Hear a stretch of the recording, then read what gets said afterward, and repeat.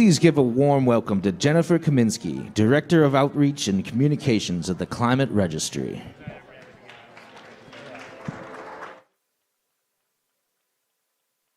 Thank you. Good afternoon, everyone. How's the day going? Staying awake? First, want to give a big thanks to our strategy exchange session discussion leaders, who I know facilitated thought-provoking dialogue on a host of engaging topics. So thank you to our leaders in those sessions and also all of the participants. I hope you enjoy those conversations as well that partook. I'd also like to thank our bronze sponsors for all of their support.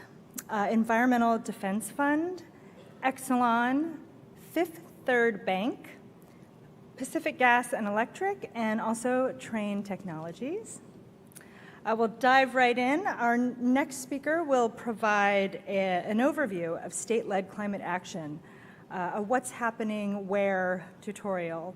Please welcome to the stage Julie Cerqueira, Executive Director of U.S. Climate Alliance.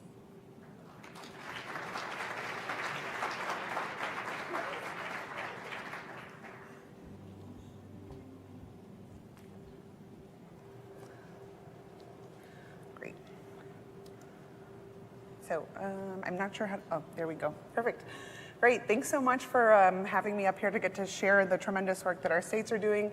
I recognize that I and a panel are standing between you and dinner and drinks, and so I'm cognizant of that. So I'll try to be quick. But essentially, I guess I should start with the story. So I used to work for the State Department as a senior advisor in the Office of the Special Envoy for Climate Change, where we were part of sort of the negotiating team that dealt with Paris. So I was not a negotiator, but was colleagues with them. And I remember on June 1st sitting in the room wondering where the president was going to land on whether or not we would withdraw from Paris, and our own team didn't know.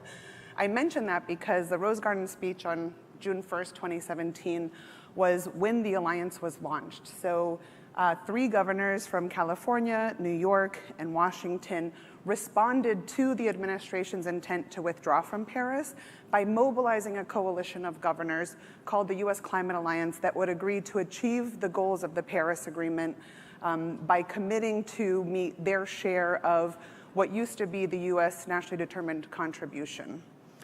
And so when we look today, we are now a bipartisan coalition of 25 governors, which is pretty amazing. And as you see from the stats here, as it's grown, this group of governors is now responsible for more than half of the US population. They are 60% of the US economy, and what that means is they are an $11.7 trillion economy. The only national economies that are larger than the Alliance states are the United States itself and China, so it's tremendous.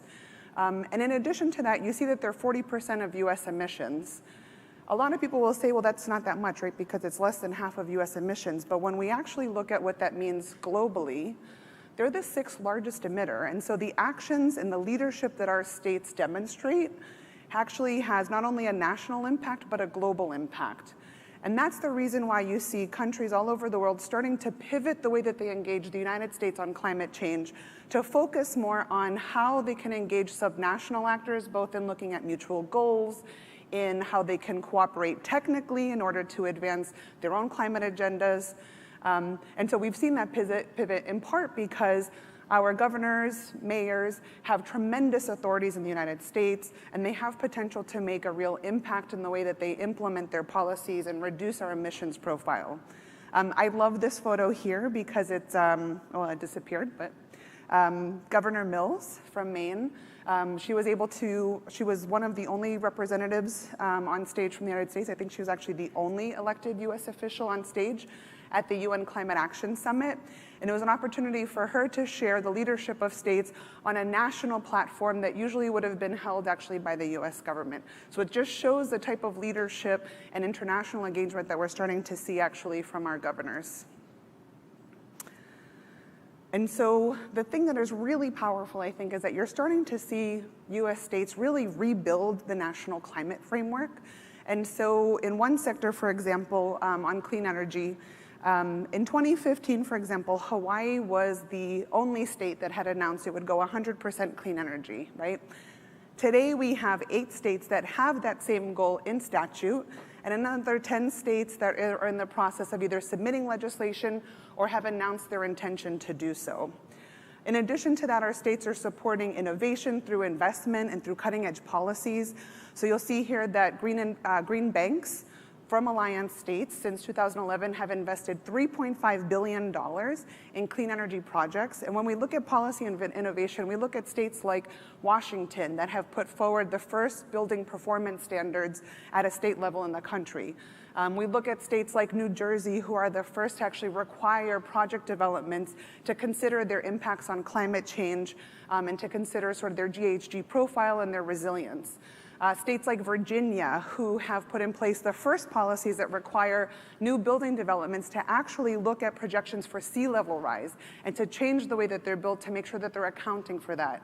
So states are not only investing in innovation, but they're putting in place these innovative policies to test models that could be useful for other states or other countries to eventually adopt. In addition to that, states are playing a really important role in actually backstopping federal rules. And so just as a couple of examples, we've got 7 states recently who adopted appliance efficiency standards, bringing that total to 14. We've also got 17 states who have either adopted the clean car standards or in the process of adopting that, despite the actions that the federal government is taking to try to revoke California's waiver. And that's because they know that protecting their constituencies, their families from carbon pollution is something that they deserve to have the right to and that they have had 40 years of precedent that allows them to.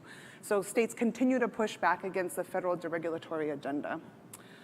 In addition to that, you see states that are expanding carbon markets in the United States. We forget about that sometimes. So you've got Pennsylvania, Virginia, and New Jersey that are rejoining RGGI or joining RGGI for the first time.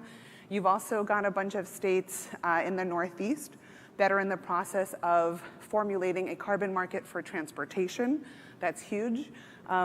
And then finally, states are really focused also on how they can include principles like equity, environmental justice, and just transition at the core of their policy making, because it's important to them that they're bringing along all communities as we transition to a low carbon economy. So what does this leadership look like when you look across some of the key sectors? So first, if we look at transportation, 80% of all zero-emission vehicles in the United States are sold in Alliance states. And new vehicle sales for zero-emission vehicles are actually 3 times the rate that you see elsewhere in the country. That market penetration is still too small. It's only 3% of the market. But it means that the policies that they're putting in place, like the financial incentives, building out EV charging infrastructure, having a zero-emission vehicle mandate, are critical to actually getting traction in a very difficult sector. When you look at the progress that we've made in the energy sector, so Alliance states since 2005 have seen a 5-fold increase in non-hydro renewable growth. By 2018, already almost half of all the power that was generated in Alliance states was coming from zero carbon sources. And when we look at efficiency, we see that 70% of new utility level energy efficiency investments is happening in Alliance states. And consumers from Alliance states are seeing twice the level of energy efficiency savings as in non-Alliance states. And so that means that we're not only reducing our emissions from the power sector and we're building out less infrastructure, we don't need that, right? But we're actually putting money in the pockets of consumers in these states. But leadership matters, right? So we're doing all of these things, but at the same time, we're still not tackling a big enough share of national emissions. And so what you see in this graph, so the green below is the emissions trajectory for Alliance states. So by 2030, we expect that they'll reduce 20 to 32% of their emissions based on policies that are currently on the books, and that includes all of the rollbacks that we've seen at the federal level in the last 3 years. But if you look at non-Alliance states, at best, we're expecting an 8% decrease in emissions by 2030, and at worst, a 3% increase. And remember, that gray band is 60% of US emissions. So leadership matters, not only at the federal level, at the state level, at the city level, and with US businesses. The climate crisis is just too big for us to tackle alone. Even our states, with all of the authorities that they have, with their share of the emissions that they control, we still need help and we need to work together. And I think there's tremendous opportunity for us to work with the business community. Just one quick story before we talk about our kind of 4 opportunities here. The first is, we've made a lot of progress on HFCs. So for example, if you look at 2 years ago, I think California was the only state that was regulating hydrofluorocarbons, which are thousands of times more potent than CO2 and found in refrigerants primarily. Today, we've got 15 states that are in the process of regulating HFCs.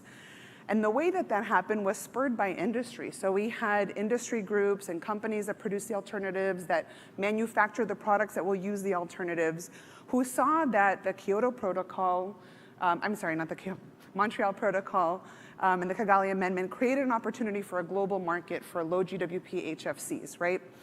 But the US had federal rules that had been vacated. And so they approached the states and they said, look, this is an opportunity for American innovation. And by the way, you get to also reduce emissions. It's a win-win for everybody, right? So they educated our states as to what the opportunity would be and how they would work with them. They then offered technical assistance, so offered to review policies, to help them define the types of things that companies would support, to bring other partners to the table to support states. They also were vocal in the way that they support states, so not only behind closed doors, kind of commending governors who are taking action, but being vocal, standing on stage with alliance states, putting out op-eds and press releases to talk about the importance of taking action on HFCs. And as a result of that, we've been able to make tremendous progress. And then what we see on the Hill today is that those companies were then able to go to the Hill and say, look, we've got all of these states that are putting in place policies. What we really need is a national framework for how we can actually phase down HFCs and also be in compliance with what the opportunity is at the global level, right? So they've been working with the Hill in order to formulate policies, and we've now got bipartisan bills in both chambers of Congress that stand a real chance of actually getting through and being passed if we can get a handful of people to get out of the way. And part of that is building on the leadership of the states, but that's because industry approached them and offered this as a solution. So tremendous potential for us to do this together. HFCs are easy compared to some of the other sectors, but it doesn't mean that we shouldn't tackle them. So kind of the last note that I will leave you on is I think that there's kind of 4 opportunities that you can find from that story. One is to go and talk to the governor's offices, talk to their technical staff, and help just educate and advocate for climate actions. Our governors are already doing that, but there's lots of other governors in other states who really need to hear from you that you support that and it's an opportunity. The second is to partner with them, right? Offer technical assistance, show them how you can do it. But then also look at even mutual goals. So I'm just thinking about like our collective purchasing power for things like building materials or fleet transformation. We can do a lot more if we do it together.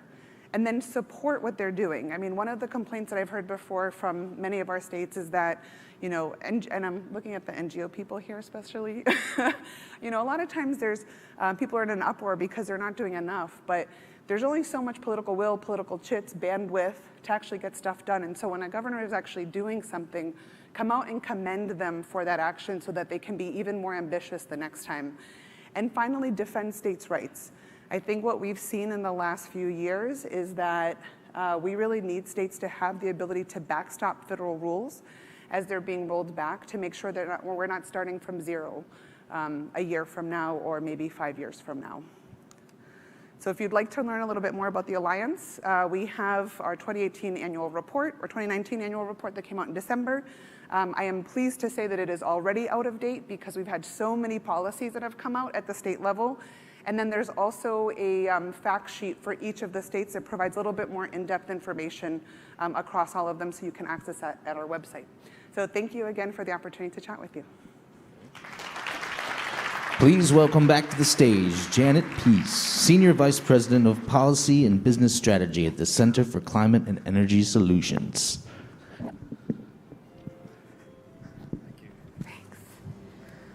So I think we probably all knew there was a lot of things going on in the state. So I personally really appreciate hearing from Julie and knowing a little bit more about what the Alliance is doing. It's so cool that it's not just coastal states. It's not just,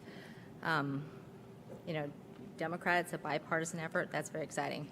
So I'd like to welcome you now to our next plenary conversation about accelerating the clean energy revolution through technology and investment. So in this next session, we're going to explore this idea of a clean energy revolution, and specifically from the idea of technology, or specifically from the issues of technology and investment. I think you probably remember from several of the conversations we've had today, but especially the one that Jim Saber put out there when he was talking about these new technologies. There's a lot of new technologies that are really getting a lot of attention. I mean, wind and solar, of course, but electric vehicles, more attention. Carbon capture, use, and storage. I came from a round table during the strategy exchange sessions. The cost of these technologies are coming down, and the interest is definitely increasing. But what about cement? It's kind of cool. We got low carbon cement, steel, and now we're going to hear a little bit about low carbon aluminum. I'm pretty excited. I'm an environmentalist, and I think these low carbon technologies and these low carbon solutions are super important. But as we have continued to hear throughout the last 2 days, it's not enough. We have to accelerate. We have to do more. We have to really scale up these technologies and their use and their deployment if we're actually going to get to the level that scientists say we need to do and reduce emissions and avoid the worst impacts of climate change. We just did a report, C2ES did a report this last year called Getting to Zero. And I think Bob alluded to this. I mean, most deep decarbonization scenarios say we got to completely decarbonize the electricity system. We have to push energy efficiency. We have to electrify as much of the economy as we can. And we've got to increase carbon sequestration. But to do all of this, to really accelerate our technology deployment, that requires investment. So with me, we have 3 great speakers who looked at these issues from various perspectives. First, Ethan Zindler, who is head of Americas at BloombergNEF. I'm sure most of you have heard and read materials from Bloomberg. They're a provider of insight, data, news on energy, advanced transportation. I mean, the list goes on. And as you probably would expect, Ethan is well-informed and follows these issues closely. And then next, we have Kyung-Ah Park, who is the Managing Director and Head of Environmental Markets and Innovation in the Sustainable Finance Group at Goldman Sachs. In that capacity, she closely tracks market solutions, innovative financing, and she also leads the work on climate transition and policy. So I think where the money goes, Kyung-Ah will have a lot to say. And then at the end, last but not least, Vincent Chryst, who's the president of ELYSIS. I'm probably not saying that right, but I'm giving it my best. ELYSIS. ELYSIS. How many in here have actually heard of ELYSIS? So it's a partnership between Alcoa, Rio Tinto, the government of Quebec, and the federal government of Canada, and they're developing zero carbon aluminum smelting. And I mean, Vincent's been looking at R&D and cool tech for a long time. So I think new technology and where that's going, we've got 3 great speakers. And so hopefully this now turns on. There you go. So with that, we're going to explore this issue from 3 different dimensions: from research, from finance, and from deployment of a new cool technology. So I am just going to get the conversation started, and I want to just pose a generic question because I'm very excited about these new technologies. Let me ask you what you think is the most exciting dimension right now in clean tech or clean tech finance. Ethan, why don't you give it a start? We'll just I mean, of all the things, I mean, certainly I thought Julia did a great job of sort of articulating some of the commitments that we've seen, but to me the most exciting thing is that cost competitiveness. We are now at a point where clean energy technologies in many parts of the world and in many circumstances are the lowest cost option. So we no longer have to engage in this debate over, oh wow, I wish it would be cheap enough so that we could be zero carbon. Actually, often the least cost option is a zero carbon source of power generation. We're not there yet on electric vehicles, to be clear, but we at BloombergNEF think we're definitely pretty close. We'll probably be there within the next 4 or 5 years. So the amount of progress that's been achieved in terms of driving down costs and creating a market for these technologies that is no longer 100% subsidy driven, and let's be honest, it used to be, to my mind, is the most important achievement so far. There definitely is a role for government in providing those subsidies to get things started, but it's very cool that we're moving past that. Kyung-Ah, what do you think is exciting these days? Yeah, so definitely economics is at the foundation of this, but from my perspective, given I live and breathe in a global financial institution, it's really the step change in terms of how much capital is really flowing and wants to flow into these solution sets. So just to give Goldman Sachs as an example, in 2005, when we first formalized what we call environmental policy framework, which is essentially a roadmap for how we will harness markets to help address climate change and other environmental issues, we had a $1 billion investment target to invest in clean energy. It felt very ambitious at that time. And I won't go through all the details of how we evolved this, but just to give you just a few quick numbers, 2012, we established a $40 billion target over 10 years. 2015, it became $150 billion. We're about 2/3 of the way there, but last year, as we looked at the markets and what our client needs are and where the market opportunities are headed, what we decided to do is actually expand that target even further to $750 billion over 10 years. And really include the breadth of climate transition solutions, certainly clean energy, sustainable transport, waste materials, ag and food, all the way through ecosystem services. And as Judy said, importantly, we also need to make sure it's a just transition. So inclusive growth is now part of that as well. So climate transition and inclusive growth together. And we are just one small example of what's happening in the market. Right? And there's so much investor demand to try to do more around ESG integration and sustainable investing. And there are many more financial tools that have now been unlocked to be able to channel that capital to these solution sets, whether it's very deep liquid public markets, and I'm sure Ethan will talk a bit more about this because he's a number guru. But there's been a whole advent of green bonds, which is use of proceeds dedicated bond financing instruments. But that's now evolved into sustainability bonds, climate transition bonds, resiliency bonds. And again, I won't go into too much detail unless you ask me to later on, but another innovation is around sustainability KPI-linked bonds that effectively link the cost of capital to sustainability performance outcomes, so really generating cost of capital linkage to sustainability. So a huge amount of innovation going on. And then a lot of different types of capital, not only institutional, but strategic capital, companies who really want to invest in cutting edge technologies, because it's important for them to be able to bring these technologies into their value chain as they think about the decarbonization and the resilience and growth of their business. Incredible amount of excitement and step change going on in the markets right now. Okay, I'm glad you're excited because it makes me very enthusiastic about this. Yeah. Vincent, what do you think is cool? But I mean, zero carbon aluminum is pretty cool, but before starting with zero carbon, I think it's interesting when you look at the change in living standard, the energy transition, transportation, infrastructure. When you look at all of this together, over the next 30 years, we're going to mine as much as we did in the global history. What that means that whatever you mine, you got to transform in several steps until it gets to a product. So there's a whole value chain that you have to look at. So what ELYSIS particularly is interested in or looks at is decarbonizing the aluminium process. What does that actually mean? It's very simple. The carbon actually used since its invention, 1886, producing aluminium using carbon. We eliminate the carbon completely from the process through new proprietary breakthrough materials.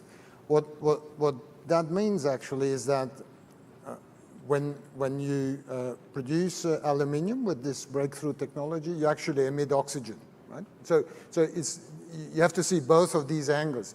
The other part of this angle is and I think that's what the industries really need is breakthrough technology, but not just to address the environmental aspect, but also the economics. So with this process, you produce 15% more, so it's more productive. It actually costs less to produce. It immunizes companies against any carbon pricing scheme. And the product itself is the same aluminium, a commercial product, but greener, so it attracts a higher premium. So that kind of innovation, I think, is going to be a breakthrough, because when you think about what I just said about how much we're going to mine in the future, we got to have these processes that actually eliminate the carbon in its entirety. One thing about how actually to set up a partnership is also part of the innovation, I think, in this particular case. It's the coming together of two competitors that represent about 10% of the global industry in aluminium, coming together two governments, the federal and the provincial government of Canada, interested in decarbonizing the industry, because it's a significant industry in Canada. That industry alone produces about 3.5 million tons of aluminium in Canada, which is equivalent to about 7 million tons of CO2 emissions per year. And when you look at what does it actually mean implementing the technology in this environment, it will mean like removing 1.8 million cars from the streets in Canada. That's the CO2 emission part. And the oxygen part is like planting trees the size of the Lake Erie, so significant amount. So that partnership was also supported by, interestingly, Apple, the consumer product company. And their interest is to decarbonize the supply chain, so they're actually investing in that kind of breakthrough technology. So I was interested, so Jim Saver this morning said, we've been talking about hydrogen, it's always just around the corner. And that kind of innovation, that kind of money, the whole revolution that's going on with energy, why now? What's different? Why is that going on, do you guys think? Sorry, which revolution in energy? So energy, so all of these different changes, I know, all of these changes, what's spurring that? I mean, so the US, we've really pulled back on policy. So what's the interest from the investment side? Why are we seeing these cool technologies really getting a lot of air attention these days? Well, I think Kyung-Ah can speak a little bit about what the motivation of the investors are, but I'll talk a little bit about the industry and saying that, I think it's a nice confluence in the sense that there is growing investor pressure to try to address climate things. And thankfully, we've kind of arrived at a moment where actually a lot of these technologies are becoming truly viable. Not hydrogen yet, just to be clear, not even close yet, but on some of the nearer term technologies, you can invest and make real money. And I think it's worth mentioning, and I think Julia delivered a lot of great news, but I put a few other pieces of good news on top of that, which is we've counted $3 trillion of total investment so far into clean energy assets. Those are zero carbon power generating assets. It's not a weak definition. I'm not including gas and other things, just renewables. And last year alone, the U.S. attracted $55 billion in investment basically for wind and solar projects, which was a record year for investment. And that came in the third year of the Trump administration. And here in the fourth year of the Trump administration, our view is we will see the most ever wind and solar added with about 25 gigawatts of new capacity built in this country. We're going to probably come up on about 10 million electric vehicles sold around the world. So there's an enormous amount of progress that's taken place that's been market driven. I do think there's an ESG angle and a push from investors to want to deal with these things. But frankly, I don't think companies would be comfortable, and BlackRock's and Goldman's and others wouldn't be comfortable making those kinds of commitments if they didn't think they could earn a return on doing those types of things. That $750 billion number makes a lot of sense in the context of the $3 trillion that I've seen invested over the last 15 years in this sector. That's a number that's now reasonable if we look out over the next decade. That's all 100% commercial, by the way. It's not concessional philanthropy, none of that. Right. And I think this is, the key, which is the business case, broadly defined, I think has become incredibly compelling, right? So if you think about the risk side of the equation, and oftentimes prudential regulators and people, when they talk about climate change, talk about it in multiple different buckets, but particularly physical risk is one dimension. And I think people are now feeling more tangibly how climate change is becoming more visible in their home places, whether it's wildfires, whether it's droughts, whether it's more kind of volatile weather patterns, et cetera. And the markets are now seeing tangible economic losses as a result of this, right? Whether it's insurance issues, whether it's companies that are being more challenged from a credit perspective. And so that risk component from a physical perspective is certainly manifesting itself. Transition is the point that Vincent was talking about, where we all know as climate change becomes more urgent, there is going to be growing constraints around carbon, whether it's carbon pricing, whether it's your mandates, whether it's your net zero goals. And if you're a long-term investor or a company that's planning for the long term, it's very clear the direction of travel. So you want to start building your business to become more resilient against policy, but also the dramatic technology innovation that's happening. I mean, it's quite incredible to see research forecasts coming out every year that continue to underestimate how quickly innovation is happening and how cheaper technology is getting, right? And so that's a risk dimension.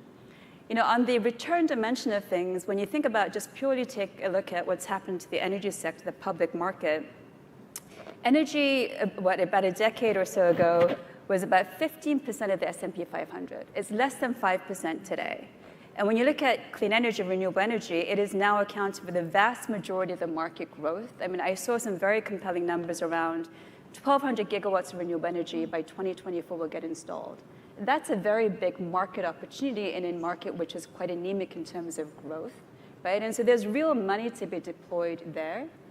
On top of when you think about it, I mean, it's quite fascinating to have the conversations with some of the companies who are outside of the energy sector who will also say, this is important for me in terms of attracting the best talent in a labor-constrained environment and retaining that talent. And frankly, for technology companies, also having employees not be your activists, right? And so the broad business case around that has become much more compelling. You know, it's funny you mentioned, I looked at battery numbers, for example, and they get better, and they're getting cheaper every single year. I mean, I have a Volt, and you know, I can go like 60 miles on a nice warm day, but the Bolt is like 250 miles on a charge. It's pretty cool. Vincent, what is interesting from a Canadian perspective, the aluminium industry there operates under hydropower, right? So clean energy. Nevertheless, it already uses today the large producers as a battery. And I think that's something that in the future we will see more and more when you think about solar and hydropower, solar and wind power, that you need large consumers that can, you know, run their consumption up and down to actually help the peak hours of, you know, morning, evening, lunch. That is something that is interesting. And actually the aluminum industry specifically allows for some load shedding today already, but a little bit only. And the fact that this technology I just spoke about a few minutes ago has actually a much broader window of flexibility will be also very attractive for renewable energy. So this combination, because battery is going to be an issue, not for cars, I mean, we're getting there, but for large energy storage, that's going to be a challenge. So I'm just going to come back. So Kyung-Ah, you mentioned the word policy. You know we're policy wonks at C2ES. So I don't want to give anybody the impression that all of this happens just magically. So Vincent, why Quebec and not the U.S.? I think it goes back to the question of talent. We actually have an organization where we have a group that is dedicated to materials that sits in Pittsburgh. In Pittsburgh. Pittsburgh. The design of the technology that requires a very specific expertise, that comes out of France.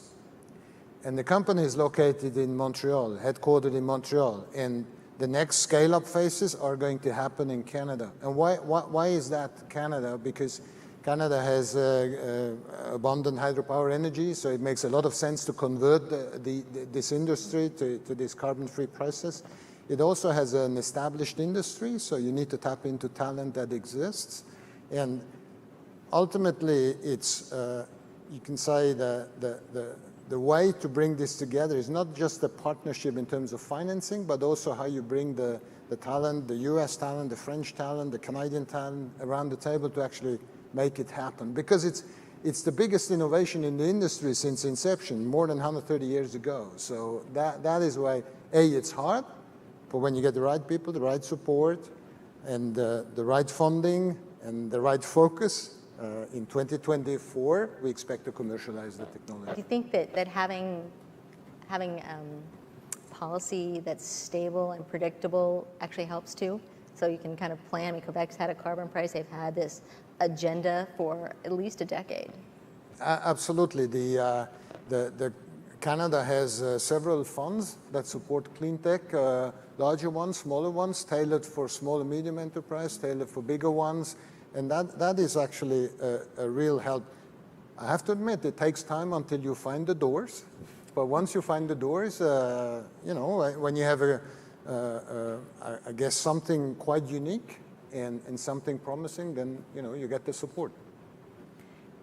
So on the negative side, so there's all this enthusiasm, and everybody in this room, we've been hearing about all this upside. What could derail this transition, this enthusiasm we're seeing for clean tech? Well, I mean, just to be clear, I mean, excuse me, we at BloombergNEF probably have some of the most optimistic forecasts out there for how fast we think the power sector will continue to decarbonize, how quickly we think electric vehicles will be adopted over the next 20 years. We think that about half the U.S. sales by 2040 will be EVs. We think about 40 or 50% of all power will be renewable by 2050.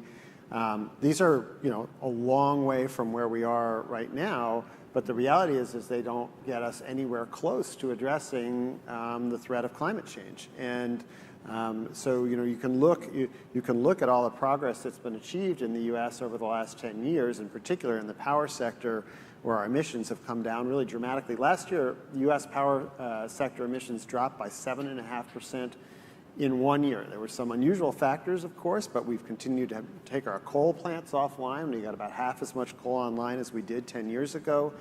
Gas has been, surging, and renewables have gone from about 10 to 18% of our generation in just a decade. It's been a remarkable transformation, and so you can feel very good about those things. But the reality of it is that, we're going to keep decarbonizing the power sector. There's a certain momentum there. Frankly, there's another 30 gigawatts of coal that's due to come offline in the next 5 years, and that the Trump administration can do anything they want. That's going to happen. But the question is, how do you really deeply decarbonize to the point that we need to? And I think it's fantastic, all the stuff that the states are doing, and it's wonderful. But if you really look out further, like we're going to need we're going to need all 50 states on board. We're going to actually do something about this. And that requires federal leadership, which we clearly don't have right now. The other thing I would just add to this, in addition to kind of the urgency and how we need to have policy, technology, and capital all work in concert, one of the things that I do sometimes get a bit concerned about is this question around how do we make sure that this climate transition, which we need to do, and climate change does actually impact the most vulnerable people, but yet at the same time, as we move the economy into the right place, it does have distributional consequences, and those who are underserved does get disproportionately impacted, particularly in the middle of the country and in developing markets. And so how do you make this something that is more inclusive, I think is incredibly important to get right. Because if you don't get it right, you are going to have political consequences, and moving policy and having that long-term consistency is going to be incredibly challenging. And then on top of that, you've seen these cases where this is inherently a global issue, right? Climate doesn't know any boundaries, and technologies and markets are inherently global, yet it can result in nationalism and protectionism, which could actually deter the market and the development and the sharing of these technologies, right? And so those are some of the things that we just need to be conscious as we move the climate agenda forward and move, these conversations and policy and investments forward. I think well, it's interesting to see what's happening in the aluminium industry. Again, the metal all looks the same, right? It's a commodity, but there's a difference, significant difference in the carbon footprint depending where and how you produce it. And there has been a global initiative on the Aluminium Stewardship Initiative, and that is actually, it's a qualification linked to the carbon footprint of the metal. So what I think we need is, with the technology that we have today, with whether it's blockchain or what have you, is that you're actually able to trace whatever you buy in the end, whatever a consumer touches. He knows like the calories on the chip pack, he knows the footprint of carbon of that chip pack. And that goes back to the agriculture chain, way through the whole consumption line. The day we have that transparency, I think you can address it probably in a more systemic way than yes, energy is a big portion, but I mentioned the raw materials, because if you don't do anything about the raw materials, yeah, you solve the energy problem, but you need all the copper, the aluminum, the steel, the cement to actually do it. Right? So it's a broad agenda. The bauxite is pretty energy intensive.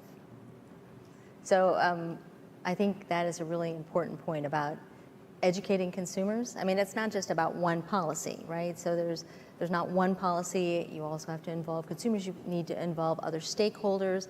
I mean, I think what's going on with the Canadian rail system in Canada right now being stopped. You can't move materials. I think that's a pretty illustrative example of making sure that you've got your stakeholders involved. Why do you think that we have all these partnerships? You know, you keep hearing about these different groups. I mean, so you've got, you know, Rio Tinto and Alcoa, and you've got some buyers out there that want your product. But there are a lot of other ones. I mean, there are Solidia. We heard about Carbon Cure from the cement side. Net Power is a carbon capture and storage, and it's a partnership. Why partnerships? Why not just take all of the economic rent? I can explain that easily, particularly when it's linked to breakthrough, because what it means actually that you have a hugely ambitious goal. So that means you have a high-risk undertaking. So you need to pull together companies that have complementary skills. You need support from the government in terms of funding to de-risk the whole venture, because simply the size of the bet is huge. So you need partners, and the better you build your partnership, the most likely you're going to be successful, right? So I think partnership is one of the keys. I think offsetting the risk is the main reason. I mean, with CCS in the U.S., we couldn't see, companies weren't willing to plunge $1 billion or $2 billion into it without, they wanted partnership with the federal government, and then they want potentially partnership with others. It's just too much money to try on a new technology. You know, this is not venture capital when you're talking $1 billion plus on a new tech. I think that's an important point. These are expensive, long-lived investments. I think that's really important. But I think the partnerships are happening across the spectrum, right? On the one hand, for capital-intensive technologies that you have to scale and commercialize, for sure, sharing that financial risk is important, and also having the visibility of the market pull is going to be also important, right? Which is essentially what you're doing with Apple in many ways. And as an example, you know, we co-led $1 billion investment into an electric battery company in Sweden that benefited from Volkswagen and a number of other companies coming in both as an investor as well as providing the market visibility, right? And so these are very large gigafactories, 2 of them that are getting built, and so that's an example of de-risking. But you're also seeing it in the very early venture stages. And I think, one, it's driven by the fact that when you think about where we are in the markets right now, I'm sure many of you have heard about the 4th Industrial Revolution, where there's massive disruption going on from technology change, not just climate and sustainability, but technology change, right? Mm-hmm. Computing power has become so cheap. Everybody has a device, a connected device, right? And big data, AI, digital technology is becoming ubiquitous, right? And so there's massive disruption going on everywhere. And so for many companies, it's also about making sure that they get line of sight into technologies that they may otherwise not have, right? And have an ecosystem to be able to do that enables venture capital investors to be also benefit from the strategic insights as well. So you're seeing those types of partnerships happening as well. And trying to solve for technologies that don't exist, that they know they have to bring through the value chain in order for them to achieve their de-risking or sustainability goals, I think is another component of it. But if I may, just one other point that I make, because you brought up the trains and pipelines, is talking about risk, right? One of the other trends that we've actually seen over the years, which is quite remarkable, is non-governmental organizations, some of them that actually have a very specific agenda, in some cases actually even activist, partnering with companies and mainstream investors to put pressure on companies to change. So a good example of this is Climate Action 100, which actually now is targeting 161 companies, not just 100 companies. And it includes like the who's of asset owners and asset managers who are now working together in concert to try to actually influence change quicker at companies to try to achieve climate goals. And I think that's actually been quite a remarkable change over the last few years in terms of those types of partnerships coming together. I actually went into a company not too long ago to give them the 101 on what's going on with carbon tax on the Hill. And they said, I don't really care about any of that. Because what my CEO is really interested in is all that shareholder pressure that I'm hearing about. Yeah. That's what they wanted to talk about. And where is that coming from? Like, I'm at 100, et cetera. Yeah. So I want to leave enough time for just a couple questions from the audience. So would you mind if I just cut it off right here? And we'll see if we can take a few from the audience. And I can't see a soul out there. Yeah. Maybe I move over here. If you want to put your arm up, hey, I can see better. Does anybody have a question for these guys while we're up here? We have a question right down here in the front. If we can get a microphone real quick. There's one on its way. Jessica is hustling it over to you. Where are you? Where are you? Right there, right there. Hi, Agnes Neda from Exelon. So you guys mentioned when you start looking at some of the climate impacts, you mentioned equity and how some of the populations and people that are going to be affected are disproportionately going to be the most vulnerable communities.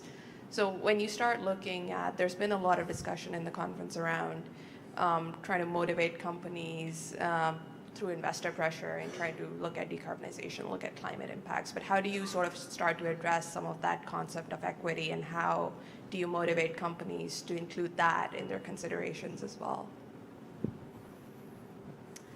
Yeah, you know, it's a really tough question, right? And there's no one silver bullet to this. And I've seen many examples of how both investors, companies, and frankly, public policy has to tackle this, right? In Europe, as they legislate towards a net zero carbon goal, they are putting together a just transition fund to be able to invest in communities that are going to be disproportionately marginalized, right?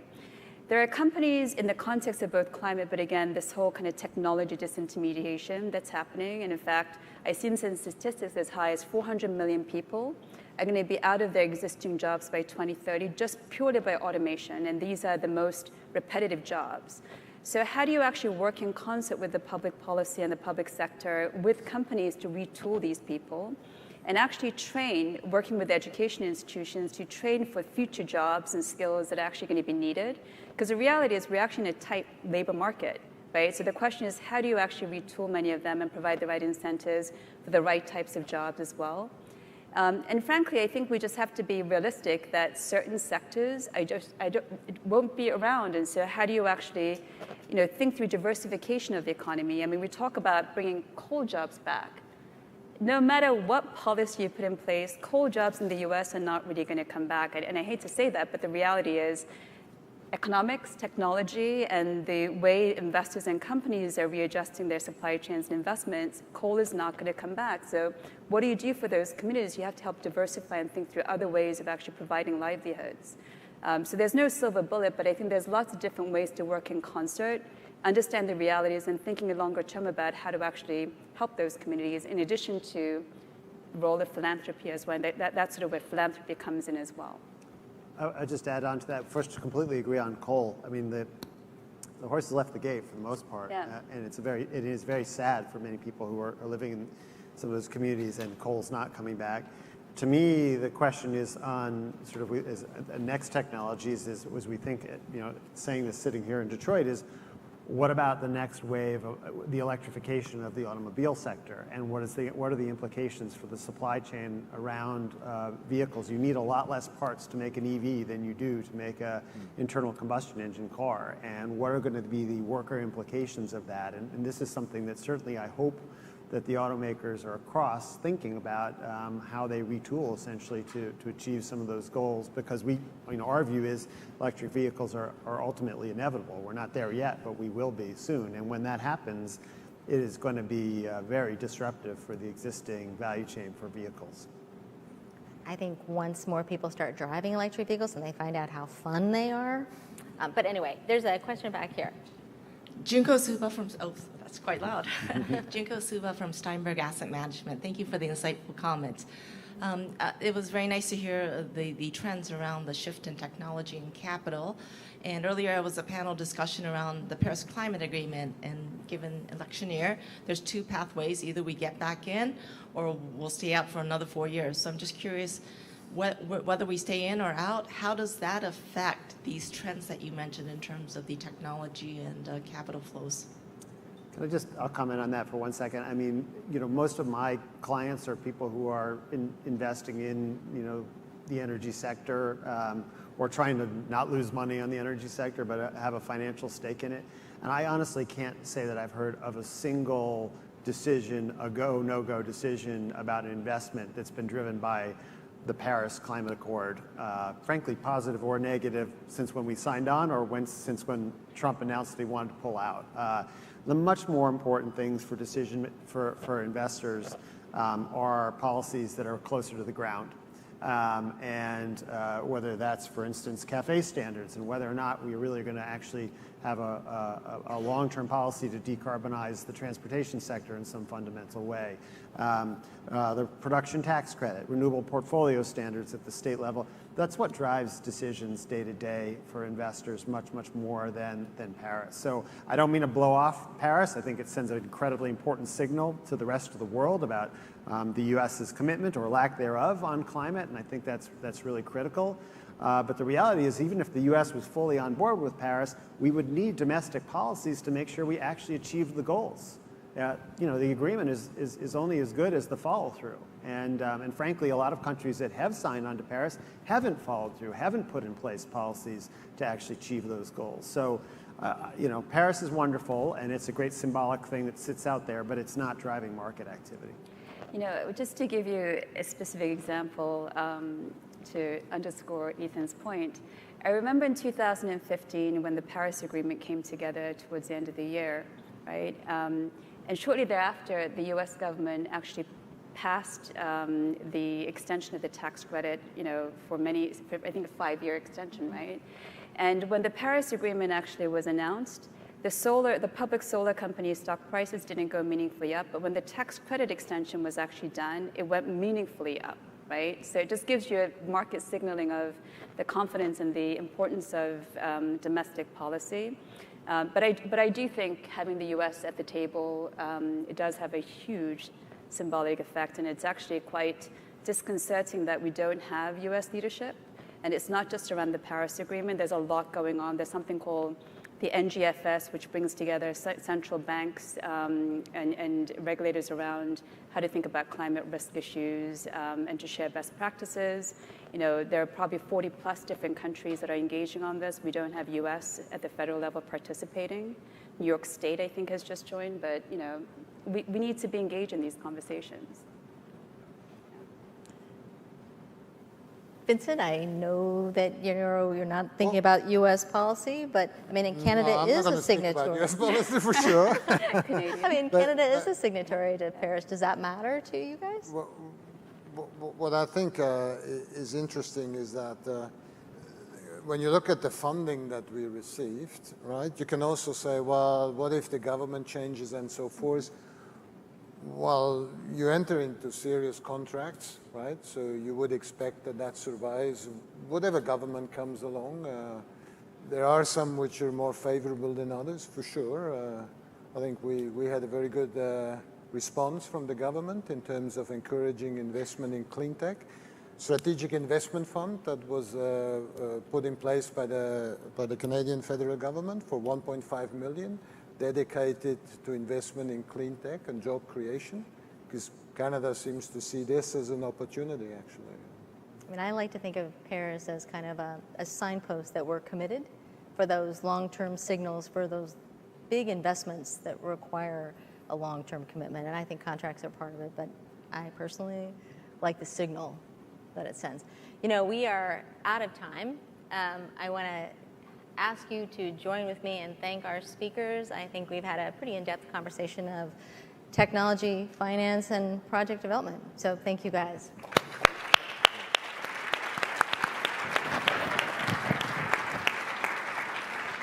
Thanks, guys. And now I want to invite up to the stage Carla Frisch. She's the principal at the Rocky Mountain Institute working on America's Pledge. And if you haven't noticed, America's Pledge is a headline sponsor for the Climate Leadership Conference. We're very happy to have them. America's Pledge brings together private and public sector leaders to ensure that the United States remains a leader in reducing emissions so that we can deliver on the goals of the Paris Agreement that we were just talking about.